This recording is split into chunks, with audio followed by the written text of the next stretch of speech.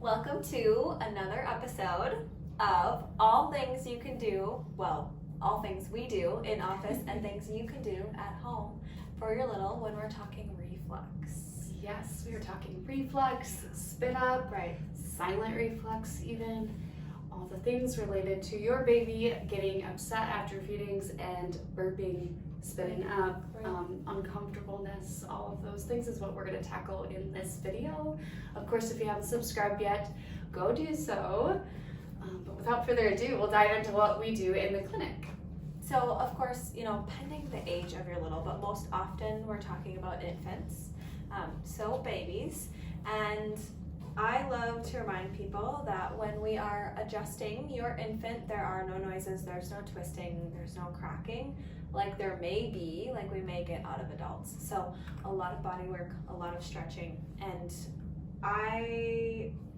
of course, some of these things you'll do at home too. So if we are repeating ourselves, just know that a lot of the stretches, exercise piece are things you can do at home. So let's talk adjustments. Yes, absolutely. So spine. We have our mini spine. Of course, this isn't like a true baby's spine, but we get the idea, right? The yellow are spoking out of our lovely spine, and those go talk to all of our muscles, organs, all of our tissues. Some key ones that we like to pay attention to with reflux is upper cervicals. So that C1 that sits right underneath our skull. That's A up here. Yes, that's where the vagus nerve, a very, very important nerve that talks to your whole digestive system, pokes out. With a misalignment of that first vertebrae, there can be pressure on that first cervical vertebrae, causing some disruption in how that nerve communicates to wherever it needs to go.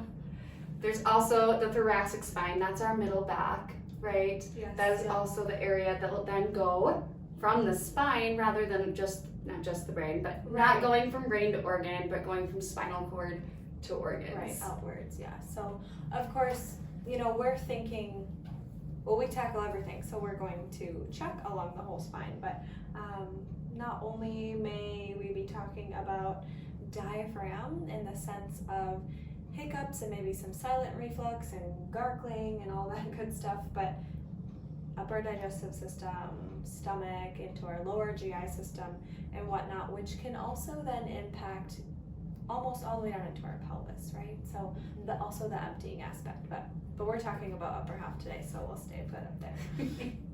Absolutely. So adjustments, like Dr. Mariah had said, very gentle. Sometimes it's just sustained pressure on whatever direction that vertebrae needs to move or needs input. Sometimes we add a little vibration sense. A lot of it is bringing body awareness to an area of the body that needs it. Right. I heard the other day just this beautiful thing about why kids need chiropractic, and it's not because that they have a bunch of traumatic things in their life that may happen, but just like you or I, we go to the chiropractor because of those repetitive movements that we're doing all day, every day, being on our backs as a baby, being in car seats, not being able to get a good latch, those repetitive things that continue to happen, which then places stress on our body and henceforth our nervous system. Right, to help us then better adapt in all ways. So now, like I mentioned, we also do this body work in office, but I would share probably one of the most common things we do is work right at the diaphragm, right, which is your primary breathing muscle, but right underneath that rib cage. Yes, the most favorite stretch that we do if your baby's lying face up, you can use a thumb on either side, right underneath the rib cage, and then just sweep down and follow that rib cage. So if you were working on yourself, even stomach lives on the left, you're going to be right underneath your rib cage and then just help sweep. Now, more specifically on littles, tummy's on the left and I prefer to traction straight down. I mean, maybe you know somebody or you yourself deal with a hiatal hernia. We're not saying that babe has that, but that is the idea, to help traction that tissue, that stomach, that esophagus down, so then all the contents can settle nicely as well. Yes. Another stretch that we do essentially is the same thing, but you can go into a football hold with it. So left side down, just helps gravity play assistance in this stretch. Gravity will help keep the contents of the stomach where it needs to be, but you still can do that same motion, drawing down and out, or even just straight down from that rib cage, Right. to help those muscles relax, give some stimulus, all the things. And then, of course, we can't do a video without mentioning tummy time because it's so important. I know, as soon as you said gravity, I was like, well, alternative tummy times, where can we be? Yes, all the time. Tummy time is so, so important, you guys. It helps with nervous system development. Being on the tummy helps with head control, things like that. Pressure on a baby's stomach who's suffering from reflux can be really, really nice. It usually feels really good. Yes, and mostly once they kind of get used to it, you know, if they hate it the first day, maybe they're gonna like it day 3. Right. So Mariah's showing you one alternative, simply over the leg.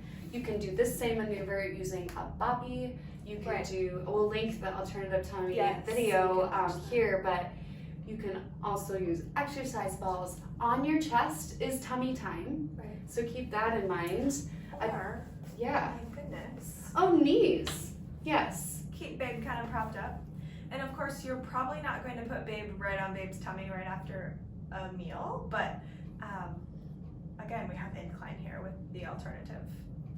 Yes, technique, which so. incline can help Yes. just let things settle. But if we can get Babe comfortable on a tummy time position, we love to increase the time as they are getting more comfortable. Think about it like a workout. You're not gonna go do a 5-minute plank. You're gonna ease yourself into that workout, that static exercise. So yes, it's a lot of work for babes. They haven't had to hold their head up or deal with gravity until they entered the world. So keep that in mind. And it might just be 30 seconds after every diaper change, but small moments add up, and you will notice a difference in your babe's reflux if you start implementing these strategies. And go see a local pediatric chiropractor. Yes. I also like to throw out there and tell people when we are in child's pose, or aka on our tummy, that helps turn on our parasympathetic nervous system, which is that rest and digest. So, of course, just calming baby down when we are face up and our chest, our heart is open, we are more exposed, vulnerable, and that can turn on that sympathetic again. So, just more reason for tummy time. Absolutely. If you need more resources, please go check out the rest of our YouTube channel. Like I mentioned before, please subscribe. And if these stretches are not something that's working for you, be sure to check out our things like the tummy time alternatives video, the tongue tie video, or reach out in the comments with questions. We would love to connect.